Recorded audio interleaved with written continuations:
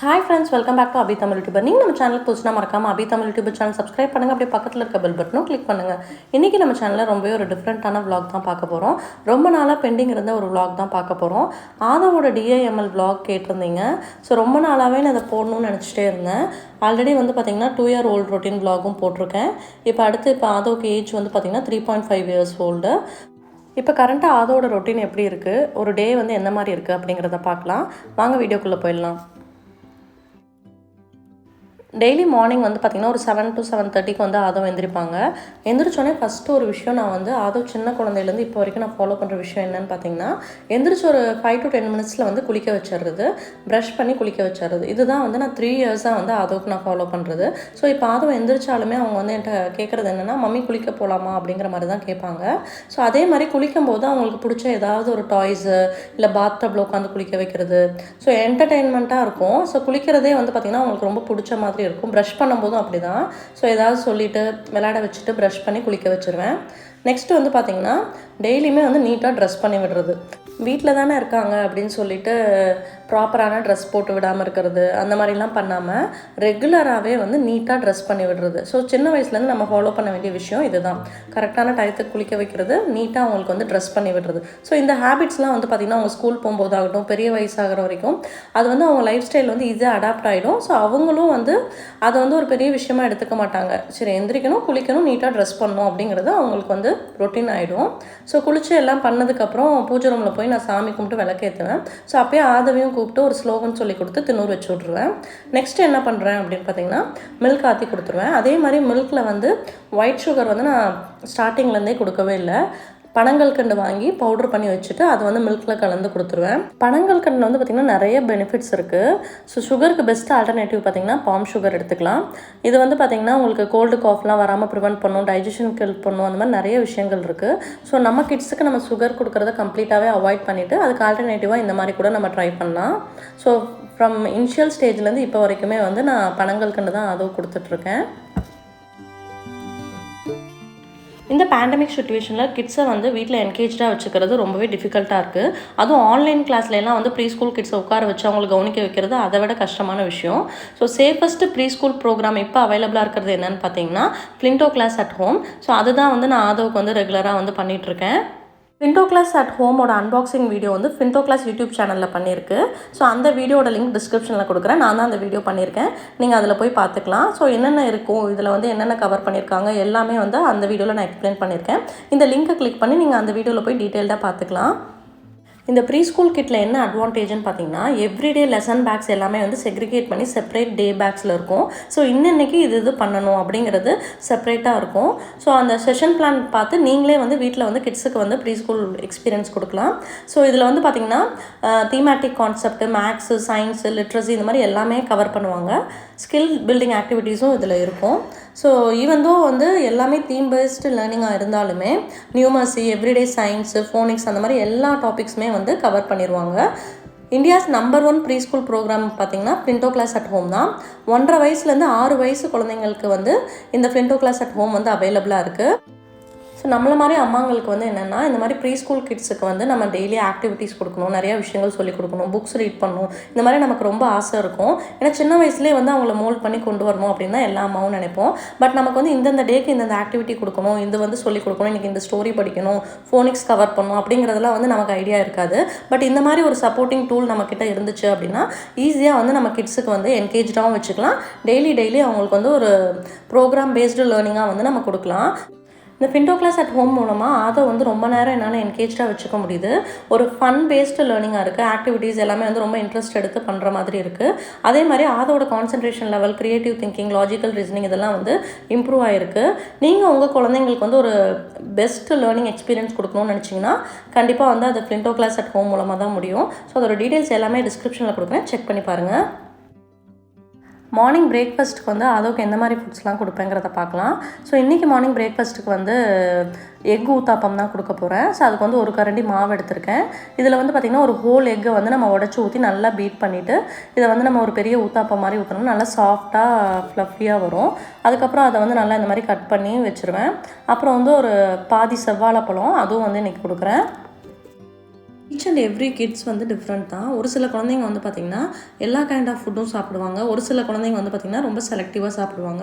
So ஆதவை பொறுத்த வரைக்கும் பார்த்திங்கன்னா ஆதவ் வந்து பிக்கி ஈட்டர். ஸோ பிக்கி ஈட்டர்னால் என்ன பண்ணுவாங்க அப்படின்னு பார்த்திங்கன்னா அவங்களுக்கு ஃபெமிலியரான சில ஃபுட்ஸ் மட்டும்தான் அவங்க சாப்பிடுவாங்க. புதுசாக ஏதாவது கொடுத்தோம் அப்படின்னா கண்டிப்பாக ட்ரை பண்ண மாட்டாங்க. ஸோ இது வந்து பார்த்திங்கன்னா அவங்க வந்து சின்ன வயசுலேருந்து ஒரு ப்ரீ ஸ்கூல் வரைக்கும் அந்த மாதிரி இருப்பாங்க. அப்புறம் டே பை டே வந்து அது மாறிடும். ஸோ ஆதவுக்கு வந்து அந்த மாதிரி தான். காரம் அப்படின்னாலே வந்து சுத்தமாக தொடமாட்டாங்க. அதே மாதிரி செலக்டடாக ரிப்பீட்டடான ஃபுட்ஸ் தான் வந்து கேட்பாங்க.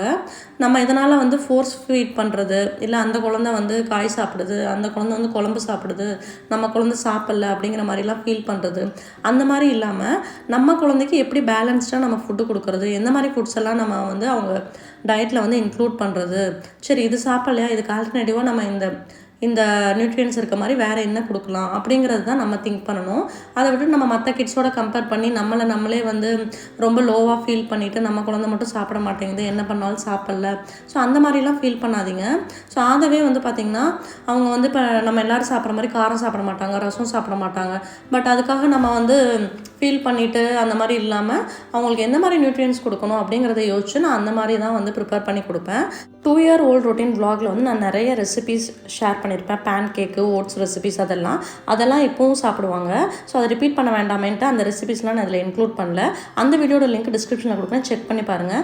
வேறு எந்த மாதிரி பிரேக்ஃபாஸ்ட் கொடுப்பேன் அப்படின்னு பார்த்தீங்கன்னா ஆப்பம் வித் தேங்காய் பால், இடியாப்பம் வித் தேங்காய் பால் அது கொடுப்பேன். அதுக்கப்புறம் வந்து பார்த்திங்கன்னா உங்களுக்கு pancake varieties, oats, puri, chapati இந்த மாதிரி ஐட்டம்ஸ்லாம் வந்து இன்க்ளூட் பண்ணுவேன். ஸோ என்ன சட்னி, குருமா இது சாப்பிட மாட்டாங்க. ஸோ தேங்காய்க்கு பதிலாக தேங்காய் பாலாக கொடுக்குறது. ஸோ அந்த மாதிரி அந்த வெஜிடபிள்ஸ் எப்படி வேறு மாதிரி இன்க்ளூட் பண்ணலான்னு யோசிச்சு கொடுப்பேன். நெக்ஸ்ட் வந்து பார்த்திங்கன்னா வீட் ப்ரெட்டில் வந்து ஃப்ரெஞ்ச் டோஸ்ட்டு இல்லைனா ப்ரெட் ஆம்லேட் இந்த மாதிரி கூட ஒரு சில நாள் வந்து நான் பண்ணி கொடுப்பேன். நான்வெஜ்லாம் செய்யும்போது அதுக்கு வந்து பார்த்திங்கன்னா ஆதவுக்கு வந்து இப்போ மட்டன் இன்றைக்கி வந்து லஞ்சுக்கு செய்ய போகிறேன். அதுக்கு வந்து ஒரு சூப்பு இல்லை கறி டைப்பில் செய்ய போகிறேன். அதுக்கு வந்து பார்த்திங்கன்னா சின்ன வெங்காயம், தக்காளி, கொத்தமல்லி, கறி லீஃப், அதுக்கப்புறம் வந்து பார்த்திங்கன்னா ஒரு 5-6 பீஸ் மட்டன் போட்டிருக்கேன். நெக்ஸ்ட் வந்து இதில் வந்து ஸ்பைஸ் ஐட்டம்ஸ்லாம் நம்ம ஆட் பண்ணிக்கலாம். ஸோ மஞ்சத்தூள், அதுக்கப்புறம் வந்து பார்த்திங்கன்னா இது சீரகத்தூள், சோம்புத்தூள், இது வந்து சோம்புத்தூள் 1/2 டீஸ்பூன் போட்டிருக்கேன். நெக்ஸ்ட் வந்து பார்த்திங்கன்னா சீரகத்தூள் வந்து ஒரு 1/2 டீஸ்பூன் போட்டுக்கலாம். அதுக்கப்புறம் இஞ்சி பூண்டு பேஸ்ட் ஒரு 1/4 டீஸ்பூன், அதுக்கப்புறம் பட்டை, கிராம்பு, கொஞ்சமாக வந்து தேங்காய் எண்ணெய், அதுக்கப்புறம் இதில் வேணுங்கிற அளவுக்கு நம்ம தண்ணி ஆட் பண்ணிக்கலாம். ஸோ சில்லி பவுடரை தவிர மற்ற எல்லா ஸ்பைசஸுமே வந்து நான் இந்த மாதிரி ஆட் பண்ணிடுவேன். தேவையான அளவுக்கு உப்பு போட்டாச்சு. ஸோ இது எல்லாமே நல்லா விசில் விடும்போது நம்ம எல்லா ஸ்பைஸோட ஃப்ளேவர்ஸும் வந்து இதில் இறங்கிடும். அதே மாதிரி புதினா, கொத்தமல்லி, சின்ன வெங்காயம், தக்காளி இதெல்லாம் வந்து பார்த்திங்கன்னா ஒன்று பருப்பு செய்யும் போதும் ஆட் பண்ணிப்பேன், இல்லை இந்த மாதிரி சூப்பு ஏதாவது செய்யும் போதும் ஆட் பண்ணி கொடுப்பேன். ஸோ இது ஒரு 5-6 விசில் குக் பண்ணிட்டோம் அப்படின்னா இதை வந்து நீங்கள் லஞ்சில் வந்து ரைஸுக்கு போட்டு பிசைஞ்சு கொடுக்குறது, அதுக்கப்புறம் வந்து பார்த்திங்கன்னா டின்னருக்கு கொடுக்குறது அந்த மாதிரி பண்ணிக்கலாம். ஸோ இப்போ வந்து இது ரெடி ஆயிடுச்சு. நல்லா இந்த மாதிரி கன்சிஸ்டன்சியில் உங்களுக்கு இருக்கும். யூஸ்வலாக வந்து பார்த்திங்கன்னா பிரேக்ஃபாஸ்ட் முடிஞ்சதுக்கப்புறம் ஆக்டிவிட்டி, லேர்னிங் அந்த மாதிரி டைம் யூஸ் பண்ணிவிட்டு ஒரு 12:30 to 1:30 வந்து லஞ்ச் டைமு. ஸோ அப்போ வந்து பார்த்திங்கன்னா இன்றைக்கி லஞ்சுக்கு வந்து மட்டன் கறி நம்ம ரெடி பண்ணி வச்சுருந்தோம். அது கொஞ்சம் ரைஸில் போட்டுட்டு அதுக்கப்புறம் கர்ட் ரைஸ் கொஞ்சம்.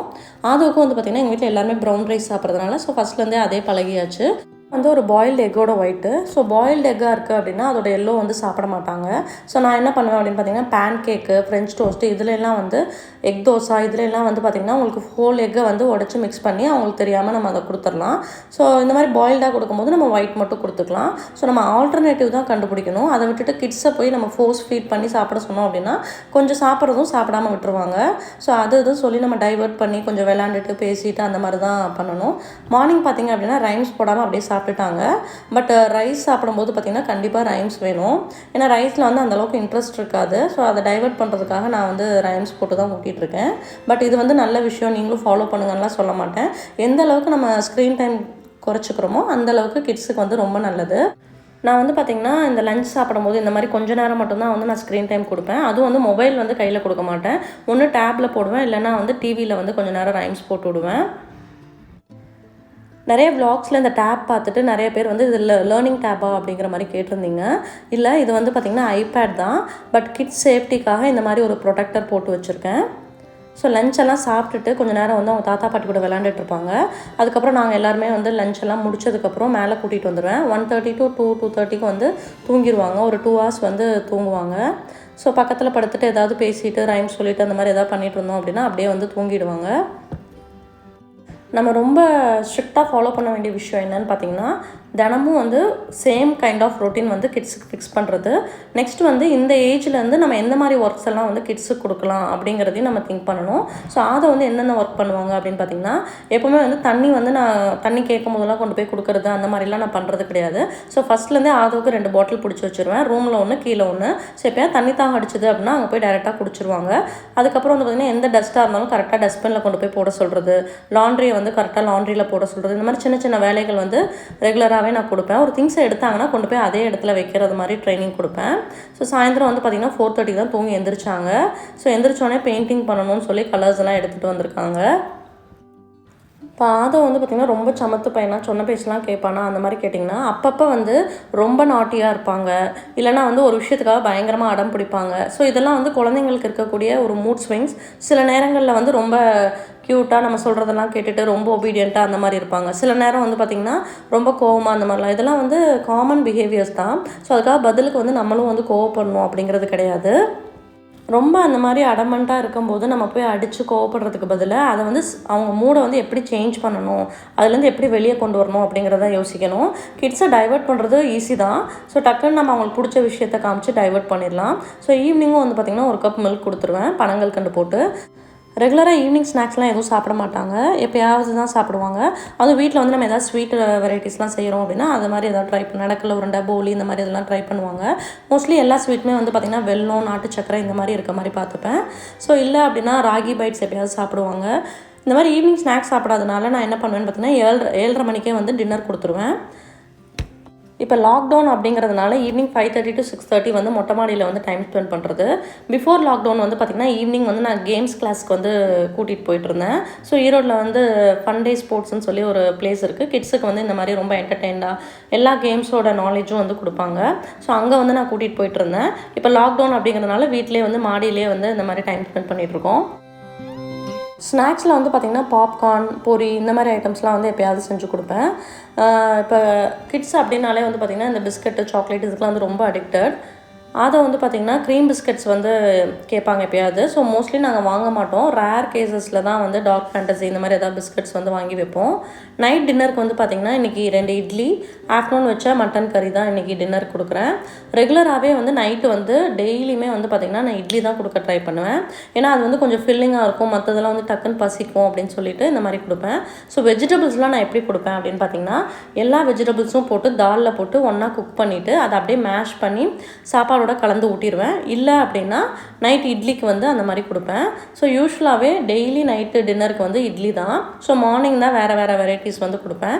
லஞ்சுக்கு வந்து காமனாக வந்து பார்த்திங்க அப்படின்னா பருப்பு சாதம், அதுக்கப்புறம் மட்டன் சூப் சாதம் அந்த மாதிரிலாம் கொடுப்பேன். ஸோ சம்டைம்ஸ் இந்த மாதிரி காயெல்லாம் போட்டு ஒரு சாம்பார் மாதிரி வச்சு இட்லியில் போட்டு கொடுப்பேன்.